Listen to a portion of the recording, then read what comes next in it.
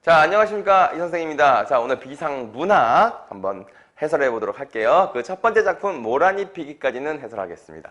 자, 해설하기 전에 자, 이게 지금 온라인 내신 강의죠. 그런데 지금 여러분들이 이게 그 비상문학의 시험 범위인 학생들 중에 외부 작품들 있잖아요. 외부 작품이나 혹은 여기 이 교과서에서 찾을 수 없는 작품들이 시험 범위인 경우에는 선생님한테 알려주셔야 됩니다. 자, 수강 신청하신 분들 그 부분 꼭 알려주세요. 그리고 수강 신청을 안 하신 분들은 자, 이게 지금 선생님이 지금 오픈되어 있는 강의가 몇 개 되고 나머지는 다 이제 그 링크를 시켜주는 그런 건데 여러분들이 이제 수강 신청하시면 전체 강의를 시험 범위에 있는 전체 강의를 다 보실 수 있습니다. 그리고 이제 수강 신청하실 때 외부 작품이나 다른 약간 프린트나 이런 것들을 자료로 보내주시면 선생님이 거기 있는 문제까지 그것까지 문제를 만들어서 보내드리니까 약간 이게 만약에 국어 학원을 이미 수강하고 계신 학생들이라도 들어보시면 큰 도움이 되실 거라고 믿습니다.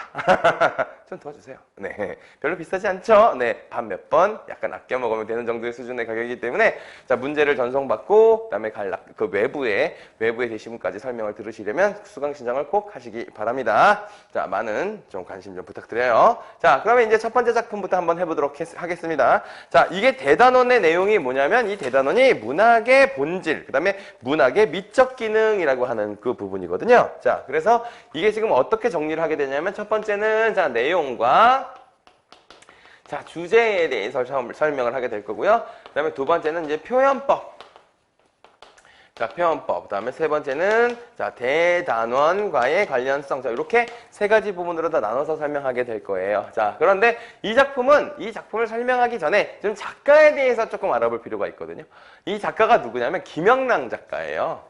자, 이 김영랑이라고 하는 작가가 있는데 김영랑 작가는 원래 이 유미주의적 성향을 가진 유미주의적 태도가 나타나는 시인이다라고 했는데 이 사람은 우리가 순수 시인이라고 하기도 하고요. 뭐 유미주의적 이렇게 얘기하기도 합니다. 그러니까 시라고 하는 문학 자체가 아름다워야 할 의무가 있다 이렇게 생각하셨던 분이에요.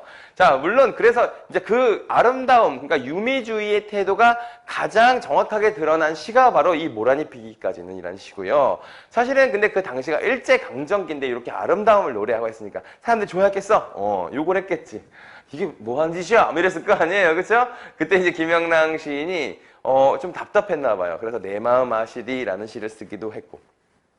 그 다음에 실제로는 이게 이제 좀 참다 보니까 이 김영랑 시인이 보기도 이게 말이 안 되는 상황인 거야. 그래서 독을 차고 뭐 이렇게 해가지고 약간 좀 이거와 좀 다른 자, 저항의 내용을 담은 자, 독을 차고 또는 무슨 뭐 거문고 약간 요런 작품도 쓰기는 쓰셨습니다. 쓰기는 쓰셨어요. 자, 근데 이제 김영랑 시인을 대표하는 시는 약간 요런 식의 아름다움을 추구하는 내용의 시죠. 자, 아시겠죠? 자, 그러면 이제 시를 조금 보면서 자, 요것들을 한번 같이 한번 볼게요. 자, 이게 그래서 이 유미주의적 시기 때문에 이 대단원과의 관련성이 뭐냐면 이게 시의 미적 뭐였죠? 이거 맨날 까먹어요. 시의 미적 기능, 문학의 미적 기능이잖아요. 자, 문학의 미적 기능이라고 하는 것이 자, 일단은 자, 여기서 어떤 방식으로 아름다움을 표현해냈느냐. 자, 요런 것들을 이 대단원에선 찾아봐라 라고 하는 겁니다. 그러니까 이 시에서 아름다움을 표현하는 방법이 뭐였어? 일단 어떤 시어가 아름다움을 표현하는 말이야? 그리고 어떤 표현법이 이 아름다움을 더 가중되게, 더 아름답게 만들었어? 형식과 내용이 어떻게 연결이 되었어? 자, 이런 걸 다 물어보는 겁니다. 아시겠죠? 자, 그러면 이제 하나씩 볼게요. 모란이 피기까지는 해석해 보겠습니다. 자, 이 모란 있죠? 이 모란은 따로 정리해야 되겠네요. 이 모란은 절대적인 아름다움을 뜻하는 말입니다. 절대적 아름다움. 자, 그러니까 이제 김영랑 시인이 추구하는 그냥 아름다움을 상징하는. 그래서 얘는 모란은 상징적 시어라.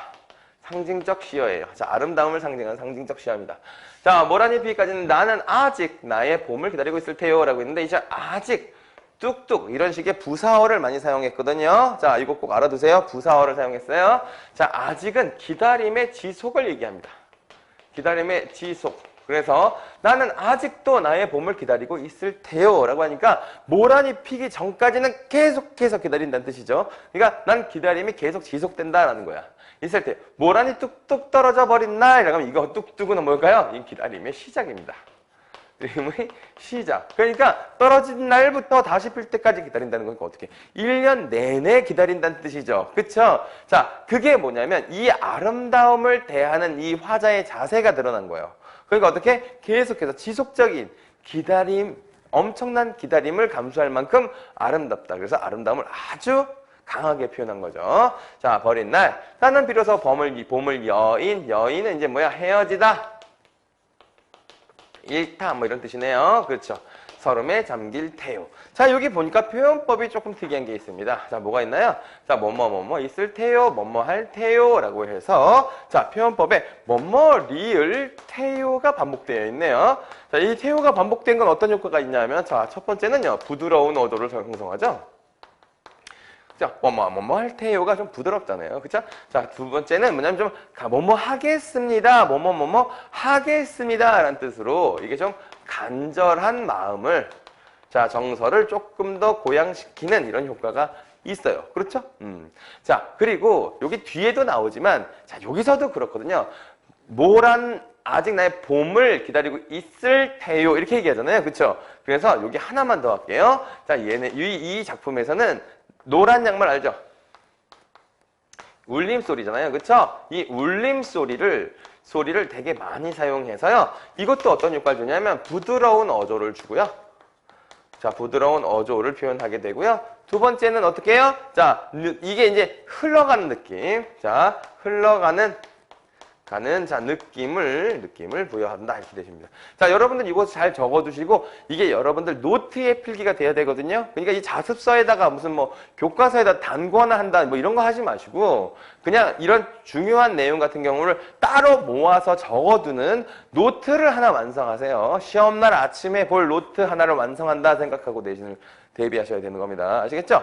그래서 완벽한 노트 하나, 내가 뭐든지 모란에 대해서 궁금한 게 있으면 뭐든지 찾아볼 만한 노트를 만든다라고 생각하시고 선생님이 필기하거나 책에 있는 내용들을 적을 때는 약간 좀 띄엄띄엄해서 약간 많은 공간을 두셔야 됩니다. 왜냐하면 여러분들 문제 풀다가 틀리거나 혹은 중요하다 싶은 보기를 만났을 때 추가적으로 적을 수 있어야 되잖아요. 그렇죠? 그래서 문제를 풀거나 뭘 할 때마다 계속 추가해서 완벽한 노트를 만들고 마음이 든든하게 시험날 아침에 쫙 확인할 수 있는 그런 노트를 만든다 생각하고 공부를 하셔야 됩니다. 자, 일단 표현법 이렇게 되어 있습니다. 자, 뭐뭐 할 때와 울림소리까지 표현했어요. 자, 5월 어느 날 그 하루 무덥던 날. 자, 이 5월이라고 하는 것은 5월은 이 봄의 상실을 뜻해요. 봄의 상실이다. 왜 그렇게 하냐면 5월이면 한참 봄이죠. 자, 그런데 5월에는 모란이 이미 다 진 거야. 그러니까 이 화자에게는 5월이 되면 5월은 자신한테 봄의 의미가 없는 시간이야. 근데 봄뿐 아니라 1년 내내의 의미가 없는 시간이 돼버리는 거예요. 왜? 자신에게는 모란이 핀 요 시기만이 의미가 있거든. 그래서 5월 그 어느 날, 그 하루 무덥던 날 떨어져 누운 꽃잎마저 시들어버리고는 천지의 모란 자취도 없어지고 그러니까 자기가 사랑하는 이 절대적인 아름다움이 다 사라져버린다면 뻗쳐오르던 내 보람이 또 모란이죠?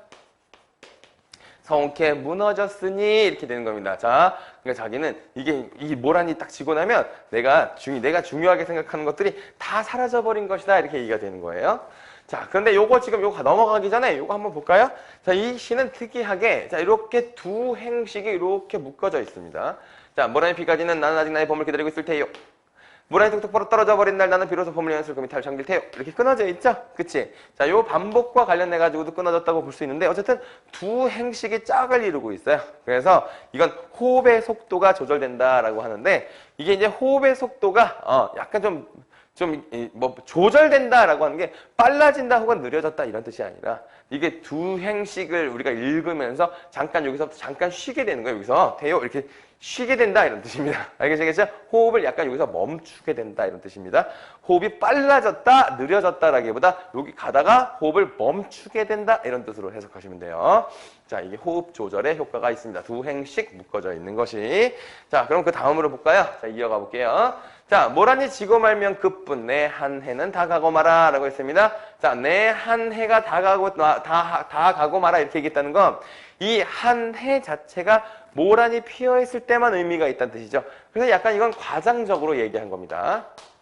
그 다음에 360날이라고 했잖아요. 이건 진짜 365일 중에 360일 동안만 개화를 하고 5일만 개화하고 나머지는 모란이 없다. 이렇게 해석하시는 분들도 간혹 계시더라고. 선생님이 가끔 내신 하다 보면 그렇게 해석해 주시는 분이 계시대요. 그런데 얘는 실질적으로 구체적인 날짜라고 보기보다는 심리적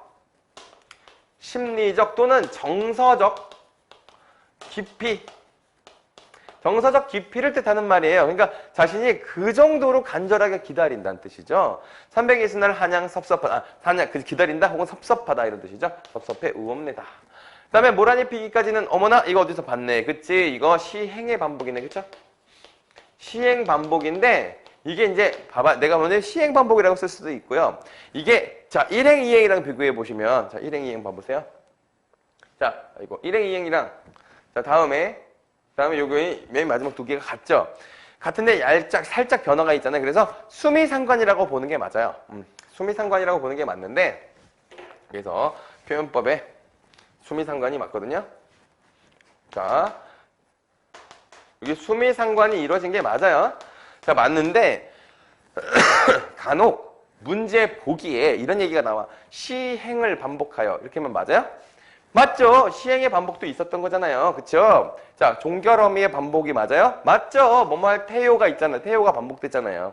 시어의 반복이 맞아요? 시어의 반복도 맞죠. 모란 이런 시어도 되게 반복되어 있잖아요.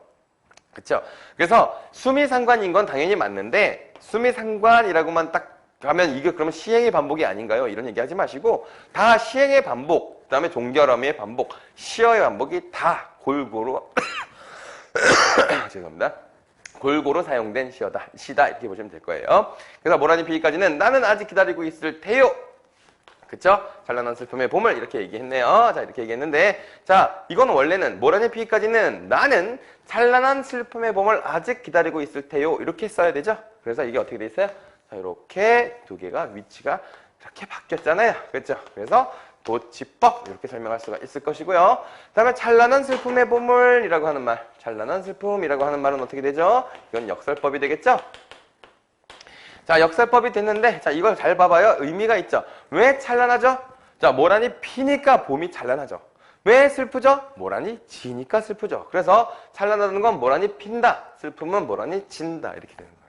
그렇죠? 자, 그래서 도치법으로 마무리가 된 거죠. 우리가 도치법을 찾으려면 맨 마지막 부분에서 이게 이제 그 종결어미가 아닌 것으로 마무리하게 되면 이제 이게 도치법의 효과가 잘 나타나기 때문에 일반적으로 도치법은 맨 마지막에 사용이 되죠. 자, 이렇게 됐습니다. 우리가 뭐 빼먹은 게 있는지 자, 빼먹은 건 없어요. 자, 그럼 한번 정리해 볼까요? 여기서 자, 이 모란이 상징하는 것이 뭐라고요? 절대적 아름다움이라고요. 자, 그러면 역설적 표현에 나타난 봄의 이중성이 무엇이냐? 만약에 이렇게 물어본다고 하면 뭘까요? 자, 봄의 이중성 있나요? 봄의 이중성 있죠. 자, 이런 내가 갑자기 선생님 이게 무슨 얘기하는 거냐면 자, 이런 말로도 설명할 수 있다는 거예요. 그러니까 여러분들이 국어를 잘한다는 건 자, 이 물어보는 요 말이 내가 공부한 말과 같은 말인가 다른 말인가 잘 찾아보면 되죠. 봄의 이중성. 이게 뭐예요? 찬란한 슬픔이 봄의 이중성이죠.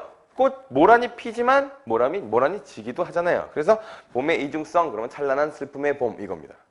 자, 그 다음에 호흡 속도를 어떻게 조절했을까요? 자, 이거 어떻게? 시행이 두 개씩이 짝을 이루고 있다, 단락을 이루고 있다라고 한 거. 자, 그 다음에 여기 뭐뭐할 태요의 효과가 뭐였죠? 부드러운 어조. 그 다음에 간절함의 정서를 조금 높였다. 자, 울림소리에 이게 뭐였죠? 이 울림소리의 잦은 사용이 뭐였죠? 부드러운 어조를 준다고 했죠? 그럼 부드러운 느낌을 주기 위해서 사용한 방법을 이렇게 물어보면 뭐 쓰면 되겠어요? 자, 얘네들이죠. 그치? 자, 이거 이렇게 정리해 두시면 되는 거고요.